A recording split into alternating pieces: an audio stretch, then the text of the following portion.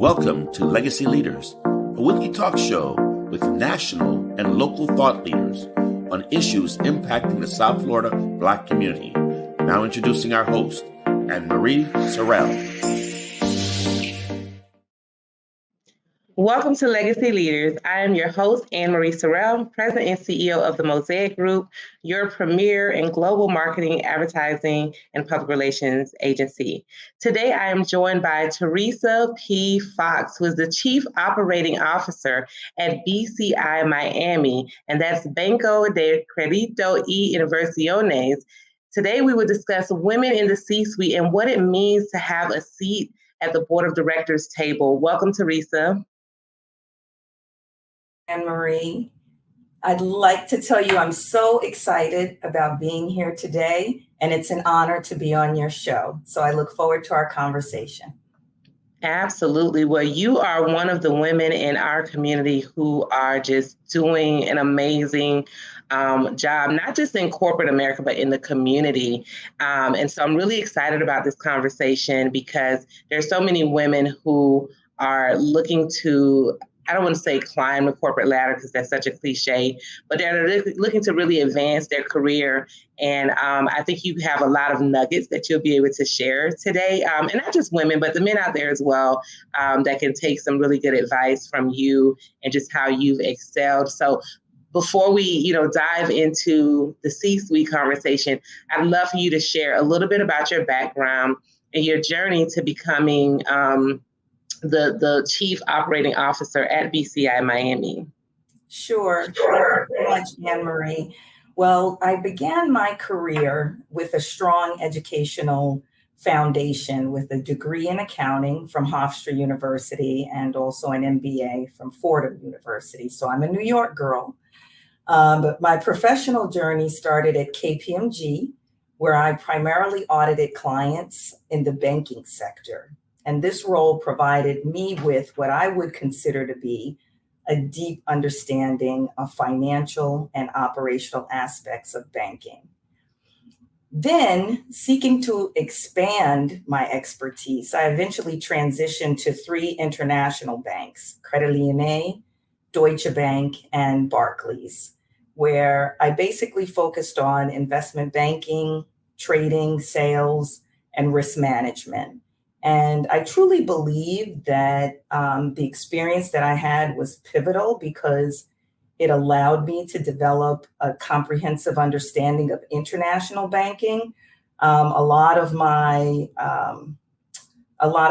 colleagues and friends were more drawn to domestic banking, but I was really focused on international banking because there was more opportunity for growth there from a career trajectory standpoint.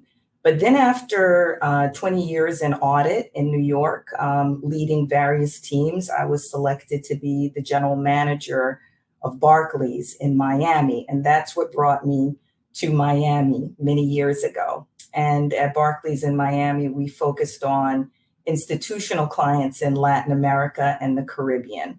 And basically, we offered them the full suite of banking products and fixed income products. But I would say that preliminary experience that I had in audit and the various functions, that ultimately led my path to becoming a COO because my experience was a blend of both front office and operational expertise, as well as what I would consider to be strategic leadership and basically a sound awareness of the banking industry. Now, currently, in my role as COO of BCI Miami and BCI Securities, I oversee all of the operations of both institutions and also client services.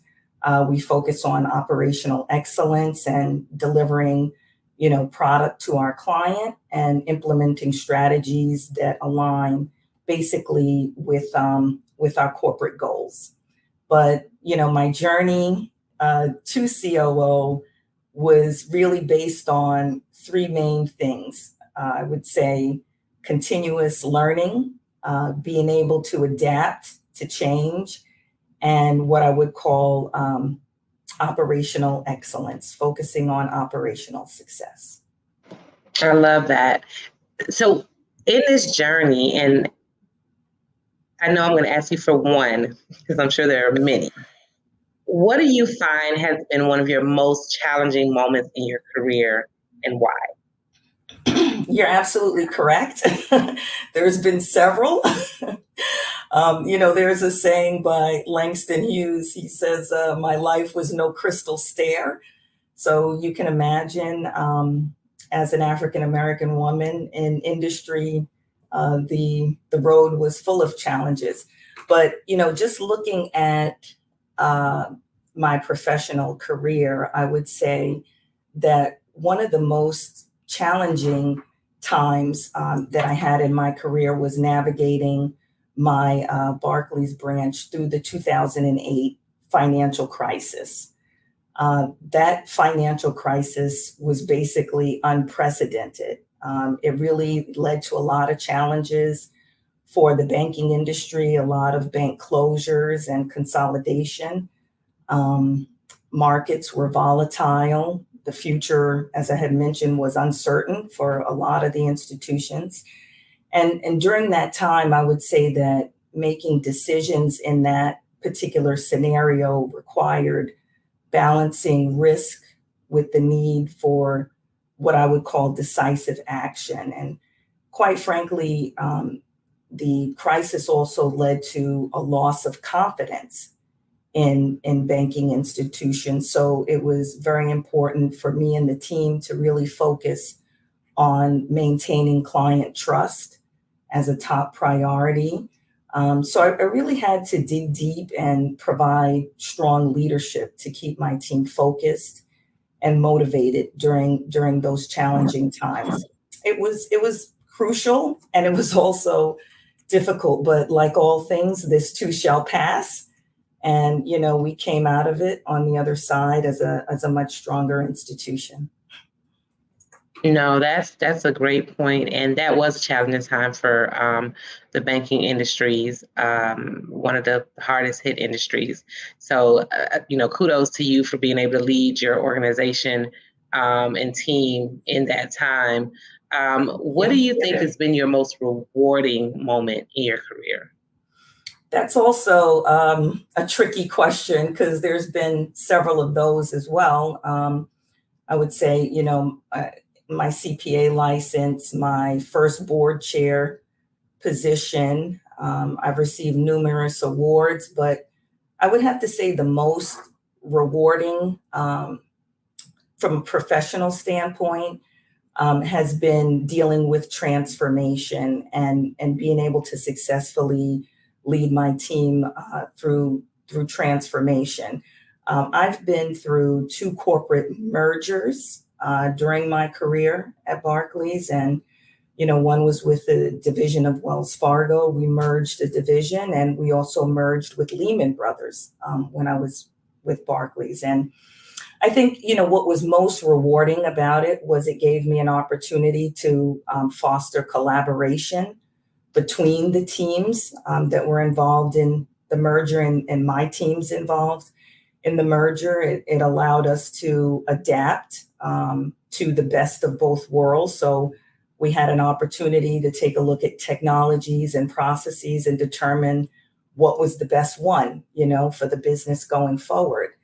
And it also allowed us to affect what I would call deliberate change, because the only thing that's constant is change. And, I think those experiences, emerging from that successfully, the ability to integrate cultures, which is always a dynamic and interesting part of a merger, because each organization has its view of what the best ideals and values are for its people, but bringing them together to form what I would call a successful integration is really a rewarding experience.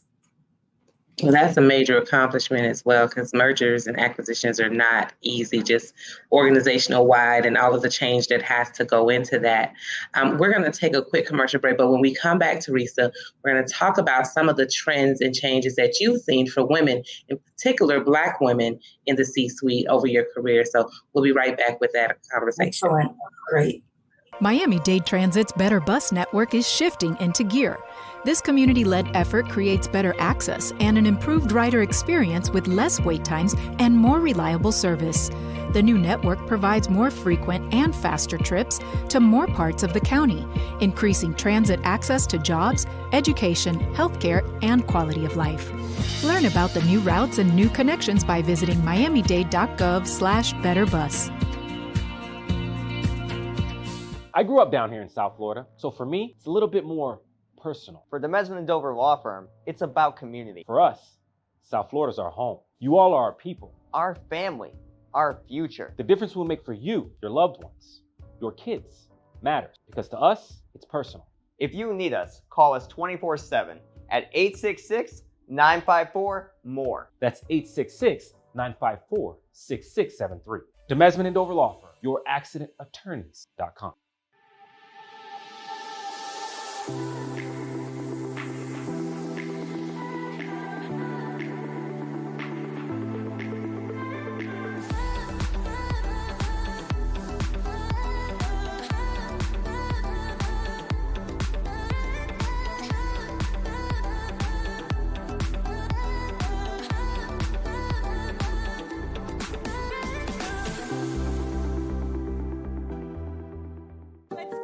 It's time to find a health plan that can keep up with your life. A plan that makes getting care convenient, with doctors around the corner. I can get used to that. Plus, 24/7 access to care. Plans that keep more money in your pocket, with plan payments as low as $0. $0. Looks good to me. Let's find your health solution. Click to speak to a dedicated Florida Blue agent today.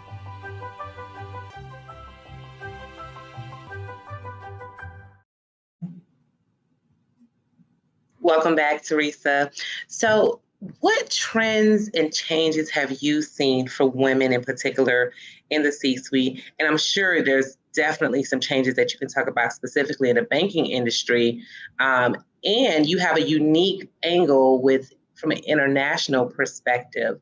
So I'd love for you to talk about, both domestically and internationally, the changes and trends you've seen for women, and in particularly for Black women or women of color in your sector and in the C-suite. Sure. Thank you. Thank you for that question.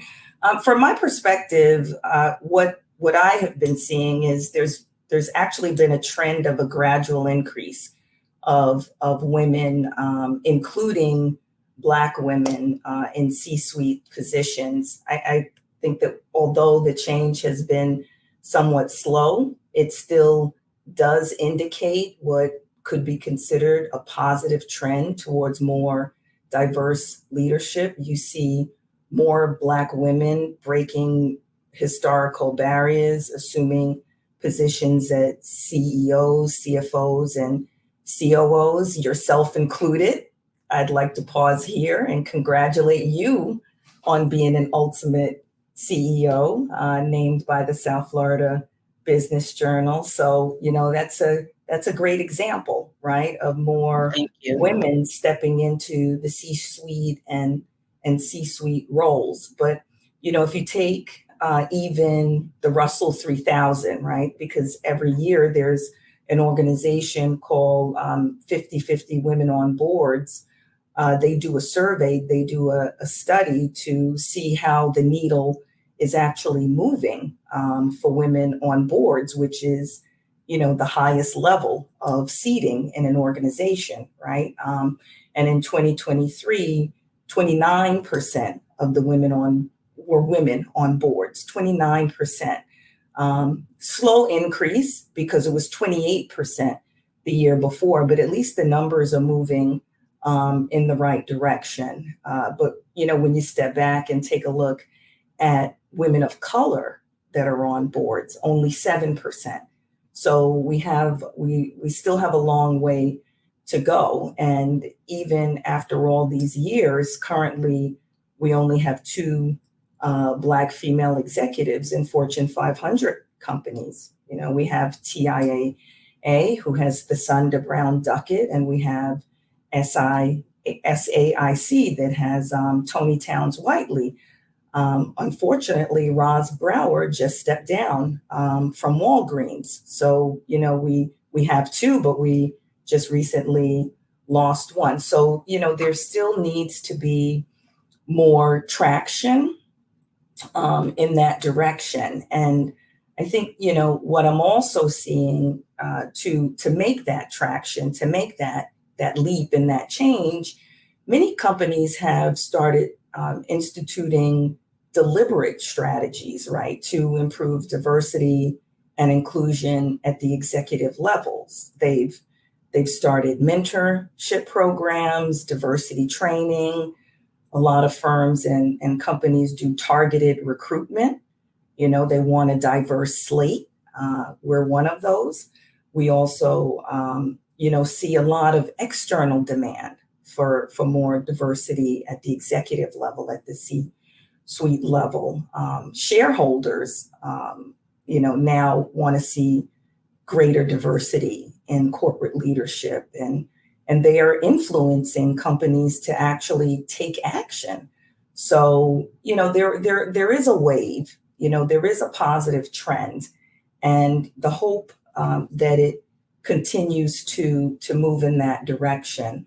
What I've also seen is there's a broader acknowledgement of what I would call systemic barriers, right, for growth and leadership and acceleration and advancement of women and Black women. And, you know, these barriers, you know, could entail unconscious bias, which still exists, lack of access to networking opportunities still exists.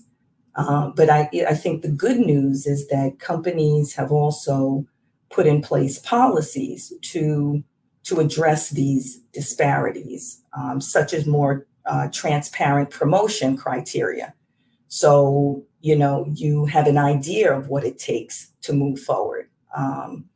Also, attempts to close the pay gap, right? The equal pay gap that exists.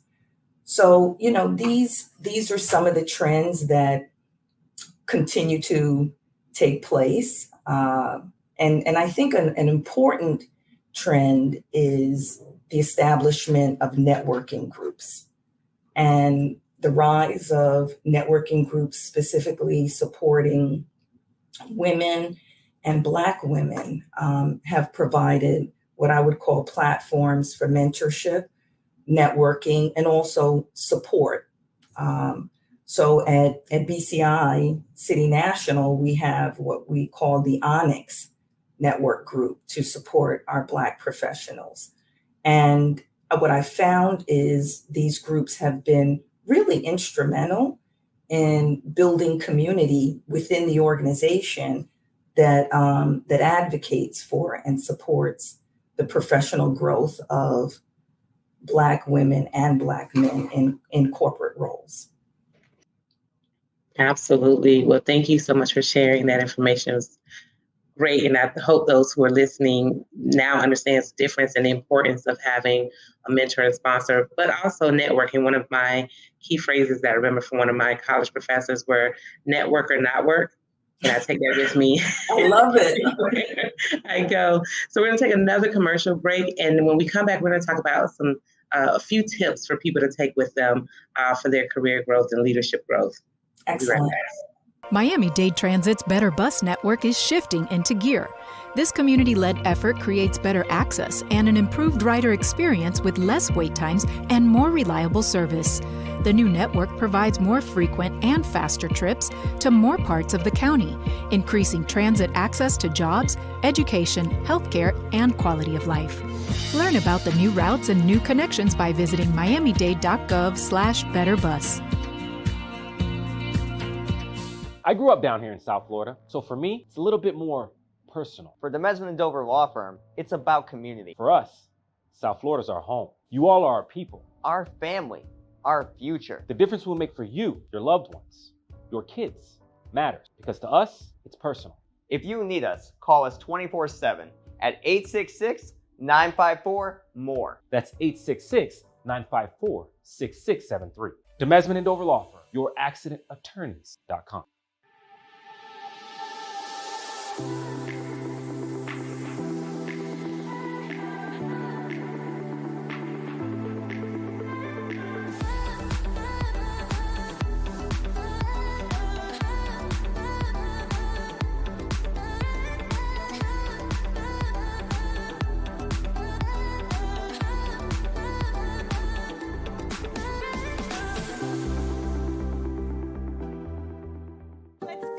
It's time to find a health plan that can keep up with your life.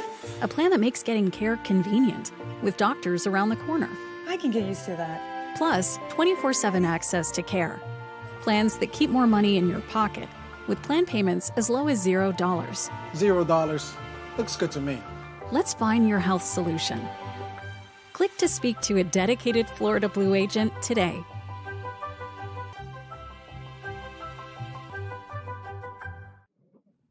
Welcome back, Teresa. So leadership is so important when you're talking about being in the C-suite and, growing your career. What are your top 3 leadership tips that you would share to aspiring leaders or leaders who are trying to be better leaders in their current roles? 3. Okay. Well, the first one we just talked about. I think it's very important to build and foster strategic relationships. So, not just take a business card, but, make that relationship one that you actually navigate, right? And in the banking industry, networking is absolutely crucial, right? It means establishing connections, strong connections, right? Inside and outside of the bank or your own institution. Again, these relationships can offer valuable mentorship opportunity, can assist you in understanding aspects of your industry focus and be pivotal in moments of your career and change. So I think it's always important to approach networking with a mutual mindset. Not only what can you do for me, but what can I do for you, right? And that's what I would call, a strong professional relationship. The second, I would say, make sure that you cultivate a unique leadership identity. In a leadership profession like mine, it's vital to be able to communicate what your competencies are and what your strengths are. And this goes beyond just banking. This banking expertise, this extends into what your leadership qualities are. What are your communication skills like? How are you from a strategic thinking standpoint? Your unique leadership identity sets you apart and is critical, right, in driving your career forward. So that would be the second one. And the third one would be a commitment to continual learning. I think, for me personally in the banking sector, it's continually evolving. We have new technologies, new regulations, market dynamics. And as a leader, it's important to really stay informed and educated about these changes. It's non-negotiable. It's a must. You must pursue advanced certifications, engage in industry conferences, and stay abreast of market trends, not only in banking, but in any industry that's considered a dynamic industry. Ongoing continuous learning is an effective leadership quality. Absolutely. I believe in being a life learner. You can never know too much. Not at all. So, as we wrap up, is there anything else on the horizon for you, Teresa? And if someone wanted to reach out to you or find you or follow you, how would they do that? Sure. I'll take first professionally what's on the horizon. Uh, at my institution, we're focusing on digital transformation. My team is working on how we can develop and innovate our client onboarding platform. We're trying to drive more technological advancements into the systems that we use and the processes that we employ from an operational perspective. And in addition to that, just staying with a culture and focusing on a culture of innovation. It's so important to have that element of innovation and agility to stay competitive in this marketplace. So we're investing in all aspects of that, now and going forward. When I think personally, Anne Marie, I just recently joined 3 nonprofit boards. I'm on the World Trade Center Miami board. I'm on the Greater Miami Convention and Visitors Bureau board, and I'm on the Chapman Partnership for the homeless. So in the upcoming year, in the horizon, I'll continue to focus my efforts on adding value to these organizations and contributing to their strategic mission. I also aspire to join a corporate board next year and have the opportunity to provide my expertise in that regard as well. So a lot of things cooking, but I'll also add 2 very important things to the horizon, Anne Marie: health and happiness, right? That is going to be a strong focus now and going forward in the horizon. And wine with a beautiful sunset is also okay.